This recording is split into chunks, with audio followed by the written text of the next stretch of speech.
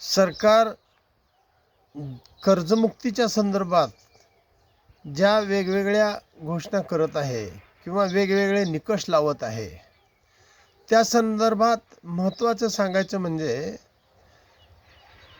कर्जदार शेतकरी, थकीत शेतकरी व चालू बाकीदार शेतकरी असा जो सरकार भेदभाव करत आहे, त्याच्यासाठी सरकारला सांगणं आहे की ज्या शेतकऱ्यांनी आपल्या बँकेची बाकी सारून चालू बाकी केली, त्यांनी काय गुन्हा केला काय? आणि विशेष म्हणजे ज्या शेतकऱ्यांनी चालू बाकी केली त्यांचा शेतीमाल काय थकबाकीदार शेतकऱ्यांच्यापेक्षा जास्ती भावाने विकला, असं काही निकष लावताय का आपण? असं काही आपल्या निदर्शनास येत असेल तर तेही महाराष्ट्राच्या समोर आपण मांडावं.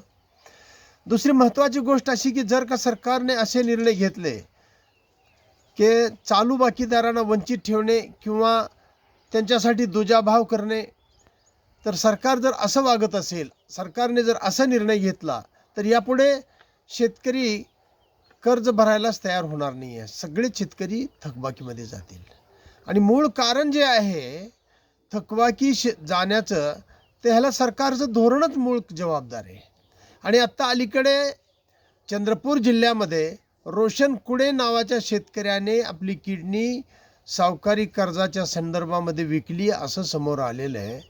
तर एकटा रोशन कुडेच नाही तर विधानसभेमध्ये विजय वडेट्टीवार यांनी 19 शेतकऱ्यांनी आपल्या किडन्या विकल्याचे सभागृहामध्ये सांगितलं. दुसरी गोष्ट अशी की हे 19 शेतकरी फक्त आतापर्यंत प्रसारमाध्यमांच्या समोर आलेले आहेत. आणखीन महाराष्ट्रभर असे कित्येक शेकडो शेतकरी असतील ज्यांनी किडन्या विकल्या असतील, डोळे विकले असतील, शेप अवयव तर सोडाच, शेतकऱ्याला जेव्हा असह्य होतं देणं, शेतकरी जेव्हा कर्जाच्या ओझ्याखाली दबतो, शेतकऱ्यांचा शेतीमाल जेव्हा त्याच्या उत्पादन खर्चा इतका सुद्धा निघत नाही, विकत नाही आहे, त्याचे विकल्यानंतर त्याचे पैसे तयार होत नाहीत, अशी परिस्थिती तयार झाल्यानंतर शेतकरी किडनी विकण्याचं सोडा, त्याचे अवयव विकण्याचं तर सोडा, शेतकरी जग सोडूनच जातो. तर हे सुद्धा तुम्ही पाहायला पाहिजे. आणि मूळ कारणच याचं जर असेल तर शेतीमालाला त्याच्या उत्पादन खर्चावर भाव न देणे हेच मूळ कारण आहे. जोपर्यंत याच्यासाठी प्रयत्न केले जाणार नाहीत तोपर्यंत शेतकऱ्यांच्या आत्महत्या किंवा शेतकऱ्यांचे अवयव विकण्याचं तीळ मात्र थांबण्याची शक्यता नाही आहे. आणि महत्त्वाचं म्हणजे सरकारने कर्जदार शेतकरी व बिगर कर्जदार शेतकरी, चालू बाकीदार शेतकरी, तर यामध्ये कसलाही भेदभाव न करता थकीत शेतकऱ्यांना जीच तुम्ही सवलत देताय तीच सवलत, तीच फॅसिलिटी चालू बाकीदारांना सुद्धा द्या.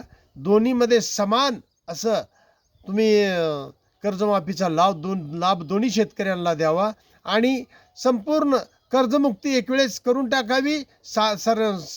सातबारावर जे बोजा झालेला आहे ह्याला संपूर्ण सरकारचं धोरणच चुकीचं असल्यामुळे हे झालेलं आहे. त्यामुळे पुनश्च एक वेळ चालू बाकीदारांना सुद्धा थकबाकीदारांच्या बरोबरीनेच न्याय मिळावा ही माफक अपेक्षा.